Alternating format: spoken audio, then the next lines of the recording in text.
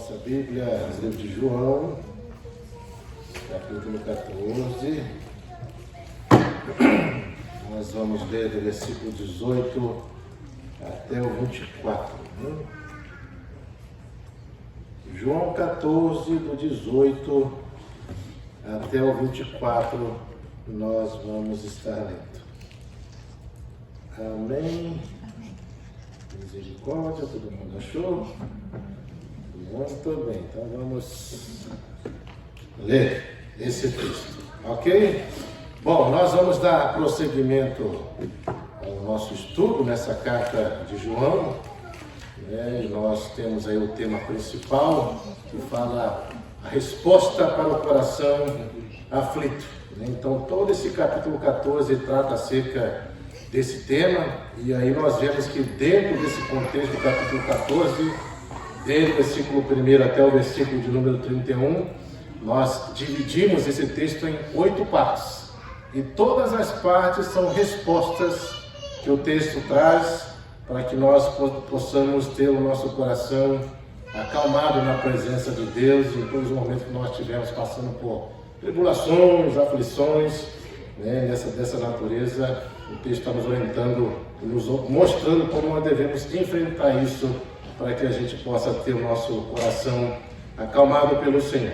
E aí trabalhamos a primeira parte falando que se nós queremos ter o nosso coração acalmado pelo Senhor no momento de aflição, de tribulação, nós precisamos colocar nossa confiança em Cristo, apesar das circunstâncias. Aí falamos, para você confiar em Deus, você precisa desenvolver, obviamente, relação com Ele. A partir do momento que você desenvolve relação com Cristo, você vai conhecendo. À medida que você vai conhecendo, você vai desenvolvendo confiança, e essa relação é muito importante, para que a gente possa entregar, colocar tudo nas mãos deles e confiar que Ele de fato vai nos ajudar. A segunda parte nós falamos, sabendo que neste mundo somos peregrinos, mas o céu é o nosso lar, porque Jesus voltará para nos buscar. Então, nós sabemos que tudo que tem nessa vida aqui é passageiro, vai passar, E um dia nós estaremos literalmente na presença do Senhor, e como nós falamos, livre dessas mazelas, dessas aflições,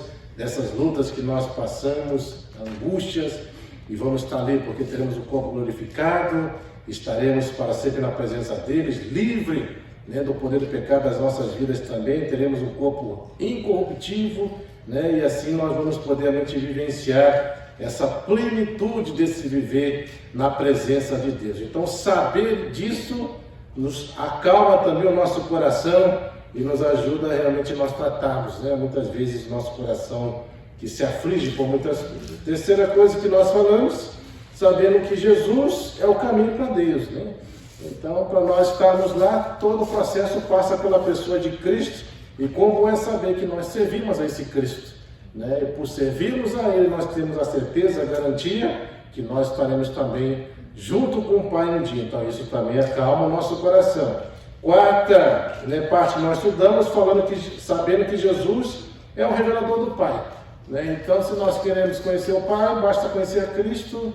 Se queremos conhecer Cristo, automaticamente nós vamos estar conhecendo ao Pai. Então Jesus, Ele revela o Pai, Ele mostra quem de fato o Pai é, porque tudo aquilo que Jesus faz, Ele faz exatamente aquilo que o Pai faria, Então nós temos essa bênção de saber que esse Deus que nós servimos, Ele revela a esse Deus Pai, amoroso, cuidadoso, que realmente cuida de nós, Então isso acalma também. A quinta parte, falando que sabendo que podemos buscar o Pai em oração. Aí nós falamos que realmente a oração é uma arma poderosa que Deus delegou para cada um de nós, e nós temos essa arma nas nossas mãos.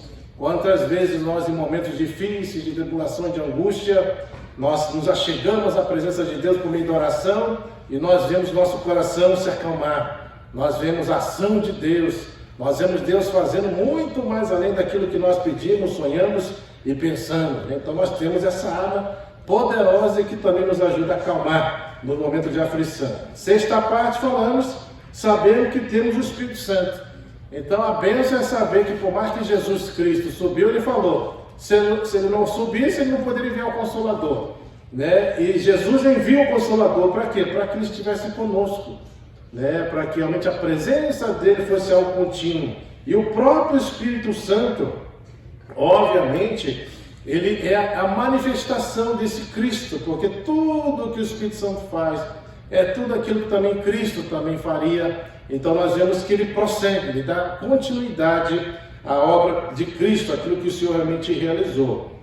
Sétima parte, que no caso é hoje que nós vamos estudar, sabendo que desfrutaremos o amor do Pai, né? Então nós vamos também, isso é outra coisa que acalma o nosso coração, que nós vamos estar desfrutando do amor desse Pai amoroso, e é sobre isso que nós vamos estar falando então nesta noite. Então convido a você aí a abrir a sua Bíblia, João 14, vamos aí então a partir do versículo 18, vamos ler, fala assim, 18, não vos deixarei órfãos, voltarei para vós outros, ainda por um pouco e o mundo não me verás mais, vós porém me vereis, porque eu vivo, e vós também vivereis.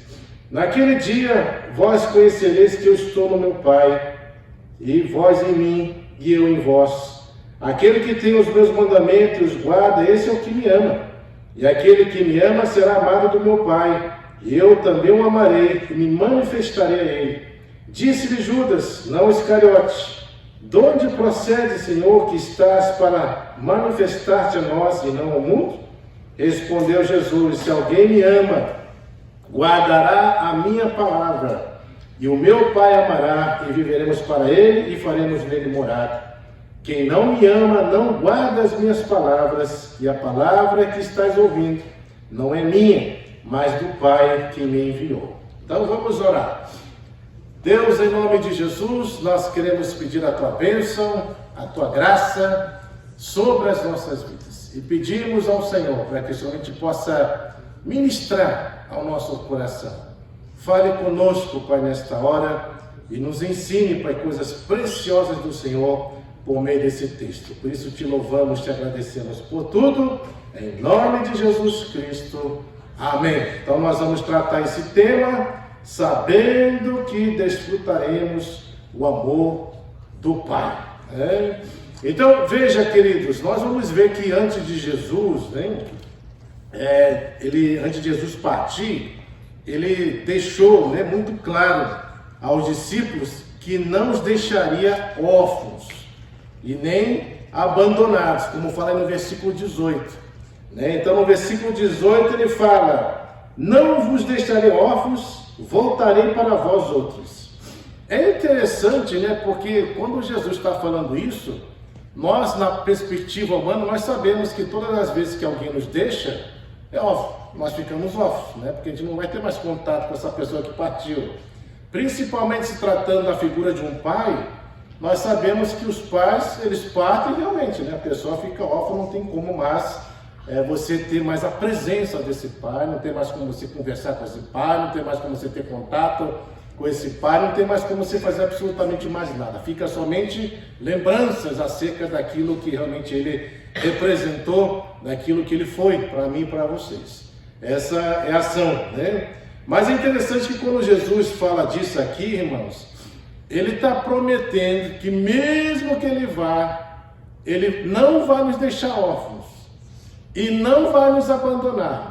Então você percebe claramente aqui que dentro desse texto, inclusive William Hendricks, ele fala assim, comentando esse versículo, fala assim, o que Jesus quis dizer foi o seguinte, minha partida não será como de um pai cujos filhos ficam órfãos quando ele morre.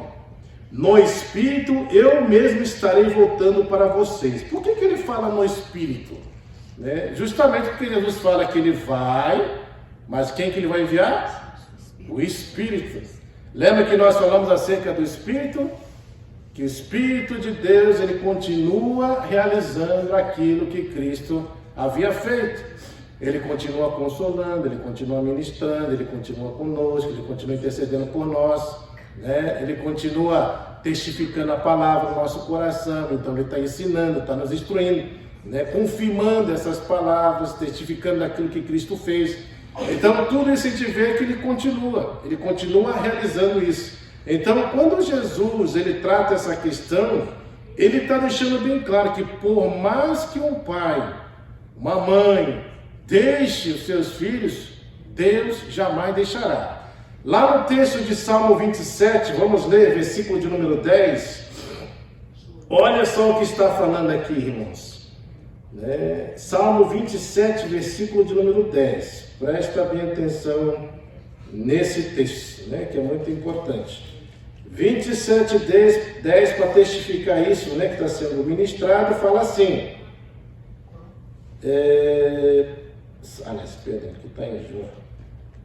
Salmos 27, versículo de número 10. Veja só o que vai falar. 27, 10 vai falar isso aqui. Porque se meu pai e minha mãe me desampararem, o Senhor o quê? Me acolherá. Ou em outras palavras, não me abandonará, ou não me deixará. Ou seja, na perspectiva humana pode haver abandono, pode haver rejeição. Na perspectiva de Deus, não. Essa é a ideia. Então Deus não age como o ser humano. Ele, como pai querido, compassivo, amoroso, ele sempre cuida de nós. A ideia é essa. Não vai nos deixar órfãos, não vai deixar sozinhos, ele não abandona. É assim que ele trata como pai. Então, esse versículo 18, do capítulo 14, o que Jesus está querendo deixar é claramente isso. Olha, eu estou indo, eu estou partindo, eu vou morrer, eu vou ser assunto aos céus, eu vou subir. Mas, lembre-se, vocês não vão ficar sozinhos. Vocês não serão abandonados. Eu vou enviar o meu Espírito e ele vai estar com vocês, junto com vocês, andando com vocês, ensinando a vocês, prosseguindo com a obra, que eu já dei início, já comecei. Então vocês não estarão só. E isso é obviamente que para nós, realmente assim, é uma palavra assim poderosa.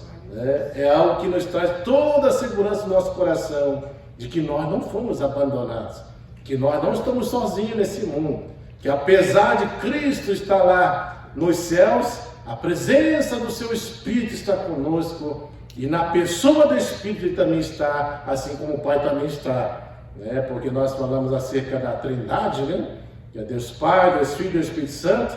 É um Deus só, em três pessoas, mas é um Deus, e ele se faz presente nas nossas vidas. Então, por isso, Jesus está afirmando aqui para os seus discípulos no versículo 18, que não vos deixareis órfãos, voltarei para vós outros. Então, essa certeza e essa garantia que nós temos. Então, veja que o Espírito também ele revela e glorifica o Cristo.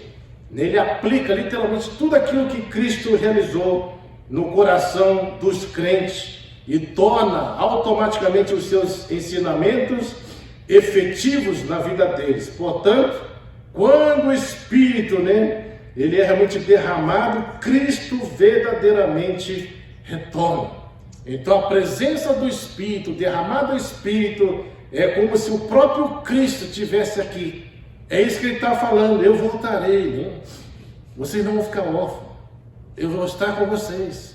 É por isso que na grande comissão, Jesus mesmo fala lá no final, ide, fazer discípulos de todas as nações, batizando no nome do Pai, do Filho e do Espírito Santo, ensinando a guardar todas as coisas que vos tenho ordenado, e eis que estarei convosco todos os dias. Todos os dias. Não existe um dia que Cristo não está conosco. Essa é a ideia dele. Então nós temos a presença dele. Espiritualmente falando, ele se faz presente. Lembra das igrejas de Apocalipse? Quando Jesus fala que ele anda por meio da sua igreja, sondando a sua igreja, exortando a sua igreja, ele está andando, ele se faz presente. Nós não estamos sozinhos nessa caminhada. Então isso tudo é bênção para mim e para vocês. Então você vai ver que agora o Pai, ele vai compartilhar conosco o seu amor, e nós podemos aqui realmente destacar três verdades em cima desse texto. Então, em primeiro lugar, o amor de Deus ele se manifestou nos discípulos no passado. Então aqui nesse versículo 19, versículo de número 20, nós vemos exatamente isso, né? Quando ele fala aqui, né? Ainda por um pouco e o mundo não me verá mais, vós porém me vereis, porque eu vivo, e vós também vivereis. Naquele dia vós conhecereis que eu estou em meu Pai, e vós em mim, e eu em vós. Essa palavra aqui ela é realmente maravilhosa, irmãos. Saber que realmente o amor de Deus ele se manifesta primeiramente, né, na vida dos discípulos no passado. Né, os discípulos puderam experimentar. Inclusive essa palavra aqui está sendo direcionada a eles. Né? É a eles que Jesus está direcionando. Isso não quer dizer que a palavra é só para eles, mas para todos aqueles que são discípulos também, seguidores de todos os tempos. E nós também nos incluímos. Mas começou com eles. Né? Eles receberam isso. Eles tiveram a bênção de entender que realmente o amor de Deus se manifestaria na pessoa deles, né? Através desse Cristo poderoso. Né? Então começa ali. E olha só que interessante, nesse versículo 19 aqui, quando Jesus fala aqui, ó, ainda por um pouco e o mundo não me verás mais, vós porém me vereis, porque eu vivo e vós também vivereis. Vamos abrir lá em João capítulo 16, está aí o próximo capítulo, né? Do versículo 16 a 22, nós vamos ter aqui uma complementação acerca disso, que é importante a gente entender, né? Vamos ver o que significa essa expressão, ainda por um pouco e o mundo não me verás mais, vós porém me vereis. Ou seja, quem que é esse mundo, né? Quem que é esse mundo que Jesus está falando que não verá mais ele, né? Mas ele está falando por isso, mas vocês vão me ver. Então, olha só que interessante. Aqui no capítulo 16, do versículo 16 a 22, fala assim: um pouco e não me vereis outra vez, um pouco e ver-me-eis. Então alguns dos discípulos disseram uns aos outros: que vem a ser isto que nos diz um pouco e não mais me vereis, e outra vez um pouco e me vereis, né? E vou para o Pai? Diziam, pois, que vem a ser esse um pouco? Não compreendemos o que quer dizer. Perceba que a ação de compreensão acerca das Escrituras, né? Às vezes você está lendo alguma parte e fala assim: eu não estou entendendo o que isso aqui está querendo dizer, né? E tem muitas passagens mesmo que a gente fica meio assim, meio com dúvida, né? A gente não sabe assim, o que literalmente quer dizer. A gente está que nem aquele eunuco, né, que estava lendo Isaías 53 também, e ele está lendo lá e ele não sabe, ele está perguntando: será que o texto está falando do autor? Será que está falando de uma outra pessoa? Ele também não sabe. Mas graças a Deus que Deus envia, né, aqueles que realmente têm o conhecimento e entendimento para poder nos explicar. Por isso que a gente fala que a igreja, Deus derramou o dom sobre a igreja para quê? Justamente para as pessoas sempre dependerem uma das outras. Porque você já imaginou se você soubéssemos tudo? Para que depender do outro se eu sei tudo? Né? Se eu já sei, não tem necessidade. Mas por que Deus faz isso, irmãos? Para que haja dependência. Para que você nunca descarte. Porque aquilo que eu sei, o outro não sabe. Aquilo que o outro não sabe, eu sei. Então, um pode complementar o outro, um pode ajudar o outro. Então, ninguém é descartado. Não importa qual é a sua função no reino. Ninguém é descartado. E não é à toa que essa verdade é aplicada no corpo, e Paulo, quando utiliza a expressão do corpo, é muito importante que ele fala assim, né, que quando uma parte do corpo sofre, todo o corpo sofre. Isso quer dizer que qualquer parte que a gente exerça no corpo, não importa se ela é visível ou não é, se ela é de influência ou não é, não importa qual seja a função. Uma coisa é certa: toda função que cada um de nós exercemos, por mais mínima que seja, né, que mesmo que não seja reconhecida pelos homens, que não seja vista pelos homens, tem a sua importância. E nós precisamos entender que Deus estabeleceu assim. Para quê? Para que ninguém desprezasse os outros, para que todos respeitassem aquilo que nós exercemos, e para que não houvesse também disputa, para que a gente fique desejando aquilo que o outro tem ou que eu não tenho. Não, mas que você exerça aquilo que Deus te deu, exerça com fidelidade, com amor, com dedicação, e faça sempre o melhor naquilo que Deus colocou nas tuas mãos, não importa o que seja pequeno ou seja grande, né? Então nós precisamos fazer isso, para mostrar o que? A importância Mas veja que dentro desse contexto aqui, então, os discípulos também não estão sabendo. O que significa esse um pouco e não mais me verei, e outra vez um pouco e vereis? Eles também não estão sabendo. Aí no versículo 18 ele fala, diziam, pois, que vem a ser esse um pouco e não um pouco? Não compreendemos o que quer dizer. Aí olha, veja o Jesus, né? 19. Percebendo Jesus que desejava interrogá-lo, perguntou-lhes, indagais entre vós a respeito disso que vos disse? Um pouco e não me vereis, e outra vez um pouco e ver-me-eis?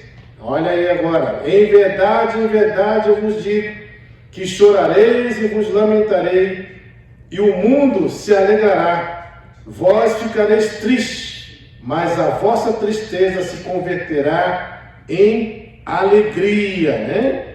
Vamos lá, continua. A mulher, quando está para dar à luz, tem tristeza, porque a sua hora é chegada. Mas depois de nascido, o menino já não se lembra da aflição, pelo prazer que tem de ter nascido ao mundo um homem. Assim também agora vós tendes tristeza, mas agora outra vez vos verei, e o vosso coração se alegrará, e a vossa alegria ninguém poderá tirar. O que Jesus está falando aqui, irmão? Jesus está falando acerca da sua morte. Ele está falando para os discípulos que quando ele está falando aqui essa expressão do versículo 19, ainda por um pouco, e o mundo não me vereis mais, vós porém me vereis, porque eu vivo, e vós também vivereis. Ele está expressando que ele está pronto para morrer. E obviamente que a morte de Cristo para os discípulos, óbvio, vai trazer tristeza, não é? Para o mundo não. Não é à toa que o mundo mandou crucifica, solta Barrabás, né? Esse aí ainda pode crucificar. O mundo não está nem aí. Por quê? Porque Jesus mesmo falou, né? Em João 1,11, ele veio para os seus, mas os seus o quê? O rejeitaram. Por quê? Porque suas obras eram más. Rejeitaram. Então, para os discípulos vai ser triste esse momento, porque ele está falando da partida dele, da morte dele, e eles vão ficar tristes. Só que eles precisavam entender que Jesus tinha falado, ele vai morrer mesmo. Né? Ele não falou? Mas ao terceiro dia ele vai ressuscitar.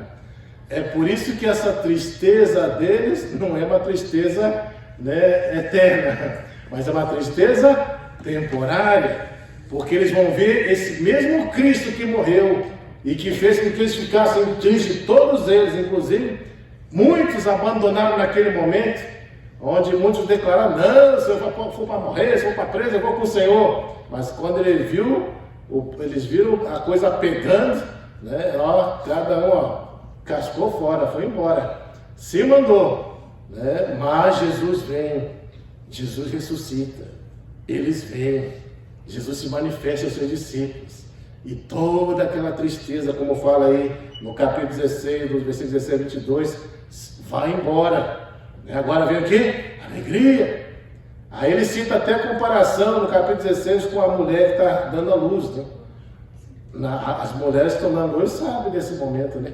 É um momento difícil, dolorido, sofrido, né? Mas quando vem a criança, aquela dor, aquela angústia se transforma em quê? Alegria. Né? É exatamente isso que ele está falando.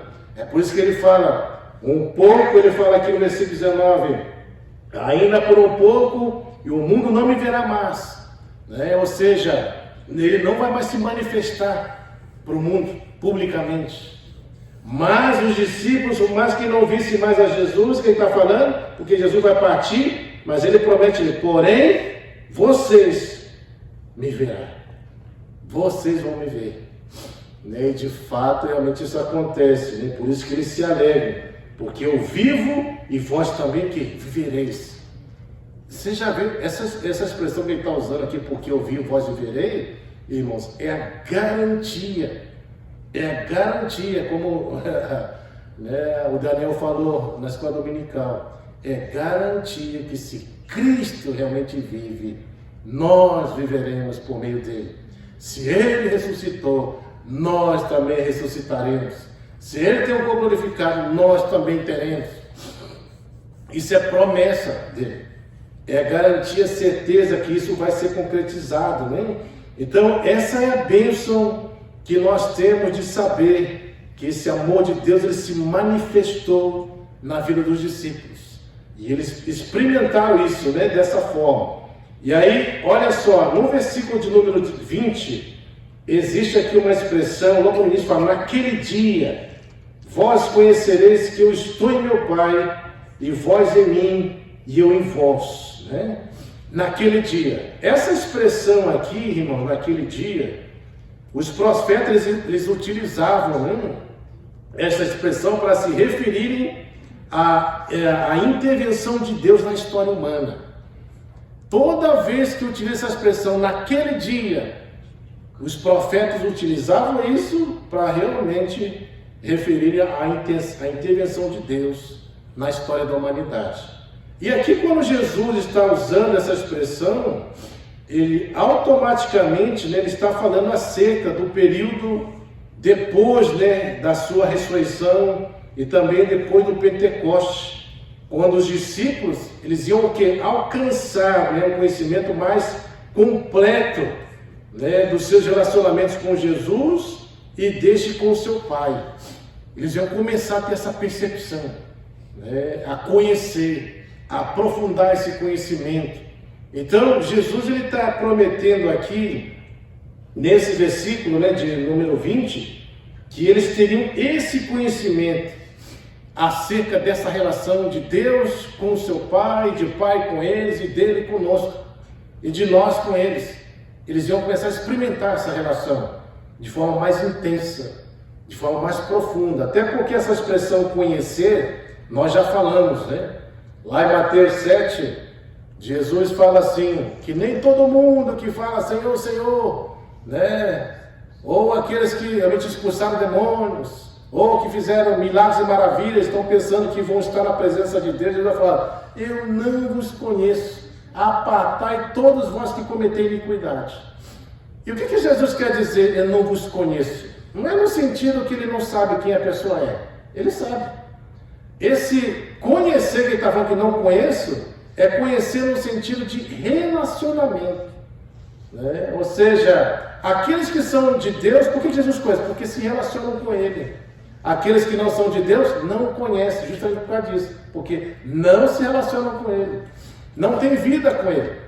Mas Jesus está falando e prometendo aqui que vai haver uma intervenção da parte de Deus, no momento no qual eles vão começar a compreender isso. Eles vão compreender, eles vão perceber essa relação entre Ele e o Pai, entre o Pai e Ele, entre o Pai e o Filho e nós com relação ao Pai e ao Filho. Nós, né, tanto os discípulos nesse momento, como nós hoje, temos essa percepção, né? Nós conseguimos perceber essas relações, começamos a entender. É por isso que a gente agora começa a ter a clareza acerca de tudo isso. Por quê? Porque é uma intervenção da parte de Deus, para que a gente possa conhecer e experimentar essa relação. É isso que ele está falando, né, no versículo 20. Naquele dia, vós conhecereis que eu estou em meu Pai, e vós em mim, e eu em vós. Então é uma relação com Ele, que vai trazer essa identificação dessa relação de amor que Deus tem com relação a Jesus, que Jesus tem com relação ao Pai, e que eles têm com relação a nós e nós com relação a Ele. É isso, nós vamos experimentar, vamos ver, poder conhecer isso, né? Na essência. Então tudo isso ele está ministrando, orientando para cada um de nós, né? E aí, olha o que ele vai estar agora utilizando. Em segundo lugar, nós vamos ver que o amor de Deus ele manifesta agora aos cristãos do presente. Então veja, não só se manifestou aos discípulos lá no passado, mas agora vai se manifestar aos cristãos do presente. Então no versículo 21, olha o que ele vai falar aqui. Aquele que tem os meus mandamentos e os guarda, esse é o que me ama. Então perceba, quem que ama Jesus aqui, segundo esse texto aqui? Aquele que guarda os meus mandamentos. Esse é quem me ama, que Jesus está falando, né? Ou seja, quando você vê essa expressão guardar aqui, que ele está falando aqui no texto, é importante a gente entender, né, que esse guardar não é no sentido apenas de, por exemplo, de você reter um conhecimento e você fica aí com você. Ah, eu guardei. Não é isso aqui não. Esse, quando ele fala aqui, quem guarda, né, quando ele fala aqui no versículo 21, aquele que tem os meus mandamentos e os guarda, né, o que ele está falando? Qual é o sentido disso? É aquele que conhece e aquele que vive. Em outra expressão, é aquele que anda em obediência a Deus, aos mandamentos de Deus. É esse que ama Deus. E isso faz sentido, né, irmãos? Porque, veja, quando eu amo alguém, qual é a minha tendência? É fazer sempre aquilo que agrada àquela pessoa que eu amo. É assim que é a relação de amor. Se eu amo, eu vou querer sempre o bem daquela pessoa. E eu vou querer sempre fazer aquilo que realmente agrada a ela. Não é? E na perspectiva dessa relação das Escrituras, é exatamente isso. Se eu quero fazer algo que agrada a Deus, o que eu devo fazer? Obedecer o que ele está falando. Isso é a prova de que realmente eu quero agradar e que realmente Deus é a pessoa que eu amo. E tudo que eu puder fazer para agradar, eu vou fazer. Então, como é que eu faço isso? Andando em obediência. Ou seja, conhecendo o mandamento e vivendo. É isso, é essa relação que Jesus está querendo trazer. Né? Então, nós precisamos entender isso, né? Quando ele fala isso. Deixando claro que quem tem os meus mandamentos guarda, esse é quem me ama. Por isso que esse amor agora, ele é manifestado agora para o cristão no presente. O cristão no presente, ele pode experimentar esse amor de Deus, manifestado nele, se ele realmente viver dessa forma. Cumprir isso que Deus está falando. Ou seja, ouça os meus mandamentos e guarda ele. Então você será amado do meu Pai. Mas ele fala, aquele que me ama será amado por meu Pai. Ou seja, não é só por ele, mas é pelo Pai também. E aí também fala, e eu também o amarei e manifestarei a ele.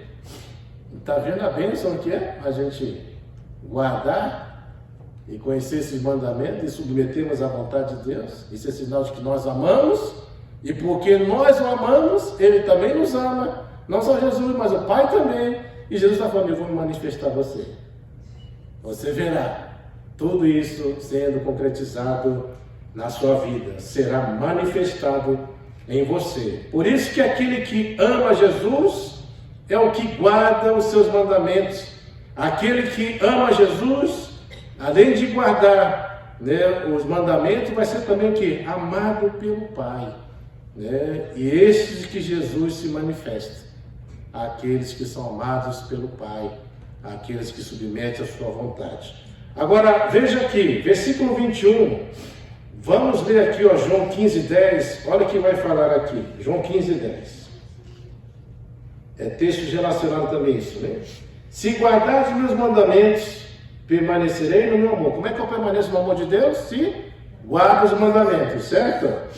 E aí fala, assim como eu também tenho guardado os mandamentos de meu Pai, e no seu amor permaneço. Então perceba que ele está dando exemplo. Ó, se você guardar, né, os meus mandamentos, você vai permanecer no meu amor. Assim também vai colocar-se como referência. Assim também como eu tenho guardado os mandamentos do meu Pai e permaneço no seu amor. Então ele está mostrando, claro, como é que você permanece no amor de Deus? Guardando os mandamentos. Percebe que a gente não tem como você se desvincular da palavra. Não tem como você se afastá-la. É por isso que igrejas que não enfatizam a verdade de Deus, né, não priorizam isso, vai ser enfadado a não experimentar esse amor de Deus. Por quê? Porque só tem uma forma de você experimentar, se você guardar. E como é que vai guardar se você não conhece? Se não é ensinado? Né? Se isso não é instruído? Se a prioridade é outras coisas. É revelamento, é profetada, é outra coisa. Não tem nada a ver com a Escritura. Esse é o problema. Então ele está mostrando. Agora veja também 1 de João 5,3. Olha o que vai falar. 1 de João, capítulo 5, versículo 3. Veja só o que vai falar aqui, 5,3. Porque este é o amor de Deus. Veja, ele está falando, o que é o amor de Deus? Que guardemos os seus mandamentos. Ora, os seus mandamentos não são penosos. Está vendo o que é o amor de Deus? É guardar os mandamentos de Deus. Isso é o amor de Deus. E ele está falando que guardar os mandamentos de Deus não é penoso. Eu vou dar um exemplo para você. Tinha uma irmã, né, que ela tinha casado com o marido, e esse marido não era muito bom, né? E ele falava assim para ela: faz isso, faz aquilo, lava, passa, leva a filha para lá para o colégio, volta, faz a faxina, lava a roupa, não sei o que lá, um monte de coisa. E ela ficava ali oprimida pela forma como ele tratava ela, né? Esse marido morreu. E aí surgiu um outro marido. Aí um belo dia ela foi lá no baú, pegou o diário dela, porque ela escreveu um diário, e aí quando ela foi reparar no diário dela, irmãos, tudo aquilo que ela fazia para o outro marido, ela continuava fazendo por esse, mas só com uma diferença. Ela fazia por amor. E por fazer por amor, aquilo que ela fazia não era penoso.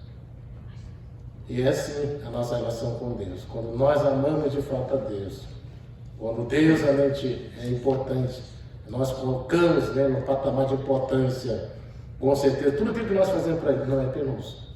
E nunca será. Porque é por amor. Né? Não é por obrigação. Não é porque estão te obrigando. Você faz por amor. Essa é a diferença. É por isso que nós sempre falamos, irmãos, nunca force ninguém uma coisa que não quer. Sabe por quê? Porque nunca será por amor, se for forçado. Mas quando a coisa é feita de forma natural, porque a pessoa quer, aí sim, não é forçado. Então é por amor, então vai fazer, de coração. Então você vai ver o efeito disso. Quando não é forçado, e quando é por amor, e quando não é, e quando está sendo forçado. Então, Deus está mostrando isso para nós, por isso que não é penoso submeter os mandamentos de Deus, porque eu o amo, o amor dele está em mim. Para mim é prazeroso cumprir a vontade dele. É o que Jesus fez, irmãos. Jesus amava o seu Pai, e ele fala: a minha comida é satisfazer a vontade do meu Pai. Eu me alimento disso, eu me sacio nisso. E é isso que nós temos que fazer também. Aí em 2 de João, capítulo 6, olha o que vai falar aqui, ó. 2 de João 6. E o amor é este, que andemos segundo os seus mandamentos. Este mandamento, como viste desde o princípio, é que andeis nesse amor. Então o que é o amor? Que nós andemos segundo os seus mandamentos. Se nós andamos segundo o mandamento de Deus, então nós estamos no amor de Deus. É isso que ele está falando. Então ande no amor de Deus, ande nos mandamentos dele, então você estará no amor dele, e esse amor dele estará em você, né? Então é nessa perspectiva. E aí, olha só, no versículo 23 também, e 24, ele vai demonstrar que esse amor de Deus também está se manifestando no cristão no presente, né? Então volta lá, João, o capítulo 14, volta de novo no capítulo 14, olha o que está falando aí, ó, versículo 23 e 24, né? Fala assim: respondeu Jesus: se alguém me ama, guardarás a minha palavra, e o meu Pai o amará, e viveremos para ele, e faremos dele morada. Que tremendo isso, né? Você já parou para perceber, irmãos, a profundidade disso aqui que ele está falando? Ele está falando que se alguém me ama, qual que é a prova do amor que eu amo a Jesus? Eu guardo a sua palavra. Aí o que vai acontecer? E por causa de guardar a palavra de Jesus, ele fala que o Pai o amará também. E aí o que ele vai continuar falando? E viveremos para ele. Está vendo? Além do Pai me amar, Jesus me amar, ele está falando que eles vão viver. Né? Nós viveremos para ele e faremos dele o quê? Morada. Deus faz isso em nós, irmãos. Você já parou para perceber as bênçãos de nós permanecermos em Deus, guardarmos as suas palavras, né? Mantemos a nossa vida nessa verdade? Ele está falando que ele, Jesus, ama, o Pai ama esses que fazem isso. Fala que o Pai Jesus vai viver para ele e vai morar nele. Vai fazer morada. Então nós teremos essa presença continuamente. Isso é promessa dele, irmãos. E o versículo 24 fala: Quem não me ama, não guarda as minhas palavras. Está vendo? Se eu não guardo as palavras de Deus, esse é sinal de que eu não amo a Deus. E aí o que acontece? E a palavra que estás ouvindo não é minha, mas do Pai que me enviou. Agora existe um problema. Se você não guarda as palavras, obviamente que o amor de Deus não vai estar em você. Agora veja o que Jesus está falando. Que as palavras que eu estou falando não é minha. Olha aí João 7,16. Vamos ver o que Jesus fala com relação a isso, né? João 7,16 vai falar assim. Respondeu Jesus: o meu ensino não é meu, e sim daquele que me enviou. Quem que enviou Jesus? O Pai. Então o ensino é do Pai, certo? Aí no capítulo 14, versículo 10, ele vai falar assim, 14:10. Não credes que eu estou no Pai e que o Pai está em mim? As palavras que eu vos digo, não as digo por mim mesmo, mas o Pai que permanece em mim faz as suas obras. Vem dele. As palavras são de Deus. As obras são de Deus. E Jesus simplesmente só está transmitindo e realizando aquilo que Deus faz e do que Deus ensina. Então isso aqui também é uma coisa assim, poderosa nesse sentido de saber que a fonte dos ensinamentos de Cristo é o que? Divino. É por isso que nós podemos confiar na palavra, irmãos. Porque se o que Jesus fala é divino, vem da parte de Deus, o que Deus fala com relação a isso? Que Ele vela pela sua palavra, para quê? Para cumprir. Então é promessa. Nós temos promessa da parte de Deus, que o que tiver escrito aqui, e que Ele prometeu, o que Ele vai fazer? Vai cumprir. Então nós temos a bênção de ter essas verdades nas nossas mãos. É por isso que a gente pode descansar nessas verdades, né? Então isso tudo é a manifestação de Deus, né? Literalmente sobre os cristãos. Então aquele que ama Jesus é o que guarda os mandamentos, e aquele que ama Jesus guarda os seus mandamentos, e aquele que é amado e também amado do seu Pai. E é este que Jesus se manifesta, né? Segundo o texto. Em terceiro lugar, o amor de Deus também se manifesta na volta de Jesus Cristo. Veja aí, 14:22, né? Fala assim: em verdade vos digo que aquele que crê em mim fará também obras maiores. Aliás, 22, perdão. Disse-lhe Judas, não Iscariote: de onde procede, Senhor, que está para manifestar-se a nós e não ao mundo? Veja só, irmão, não sei se você parou para perceber, por que Jesus não se manifesta ao mundo? Você já parou para pensar nisso?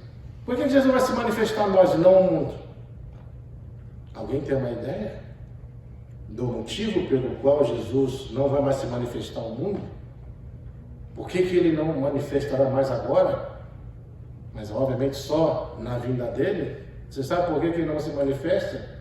Ele se manifesta a nós, irmãos. Porque se Jesus se manifestasse ao mundo agora, sabe como é que Ele viria? Como juiz. E o mundo estaria sob juízo, irmãos. E o que Deus quer do mundo? 2 Pedro 3,9, vamos ler? 2 de Pedro 3,9, olha aí, que vai falar aí. É isso aqui, ó. É isso que acontece e é o motivo pelo qual Deus não se manifesta ainda. Irmãos, existe isso aqui. 2 de Pedro 3,9 fala assim: não retarda o Senhor a sua promessa, como algum julgo demorada. Não é assim que a pessoa fala? Cadê? Jesus falou que ia vir e não voltou. Até agora. Já passou mais de 2000 anos. E nada de Jesus voltar. Mas veja o motivo. Veja o motivo que Jesus não volta. O que Ele está falando aí? Olha aí. Não retarda o Senhor a sua promessa. Ou seja, o que Deus está falando, Ele vai cumprir, irmãos.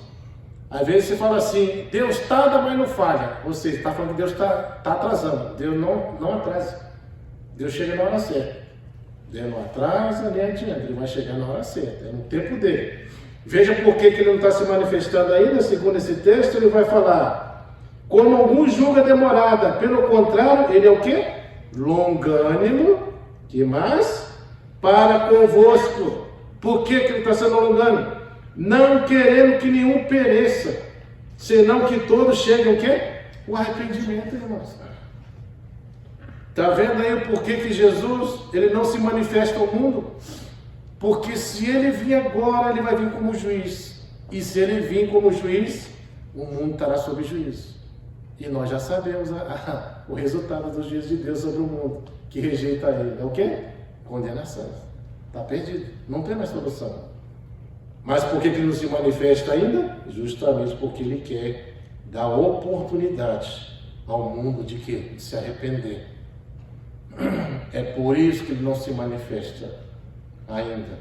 Por quê? Porque tem pessoas que ainda irão se arrepender.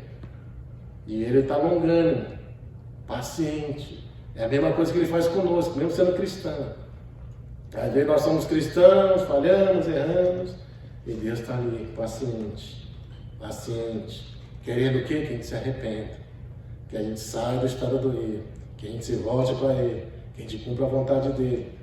Da mesma forma, com relação ao pedido, Deus é longânimo, irmãos, paciente, para que ele se arrependa.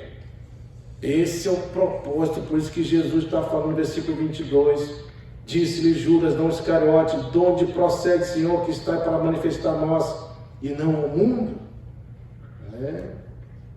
Por que você vai manifestar a nós e não ao mundo? É óbvio, né, irmãos? Para nós, porque ele está aqui prometendo que vai estar conosco, e ele vai se fazer presente, ele vai se manifestar nesse sentido. Para o mundo, ele não vai se manifestar por causa disso, por causa da longanimidade dele e o desejo de que realmente o homem que se arrependa. Isso não quer dizer que todo mundo vai se arrepender, porque a Bíblia deixa bem clara que existem pessoas que não vão se arrepender mesmo, que estarão debaixo de condenação, mas existem aqueles que irão se arrepender. Então ele está o quê? Longando, paciente, esperando o tempo, para que realmente se cumpra esse propósito estabelecido por Deus, e aí sim ele se manifestará, porque aí já estará completo o número daqueles que serão salvos pelo Senhor, nem tem mais o porquê mais esperar. Mas até agora, o que nós vemos aqui é a longanimidade de Deus com relação à paciência dele. E a gente precisa sempre orar mesmo ao Senhor, ter essa percepção de que aqueles que a gente ainda não viu ainda se voltando para Deus, que a gente ore e que a gente faça a oração sacerdotal de João 17, que Jesus declara que ele já orava por aqueles que ainda haveriam de crer nele. Não é que já criam, mas queriam crer. Então nós temos que fazer da mesma forma. Por isso que o incentivo é, toda vez que a gente for falar de Cristo para alguém, for mencionarmos algo acerca dele, que você ore por essas pessoas que você vai ter contato, para que Deus quebre a dureza do coração, tire a incredulidade, que quando você for falar, essa palavra possa penetrar como uma flecha lá no profundo da alma da pessoa, e que ela se comovia. Eu já vi muito caso assim, irmãos.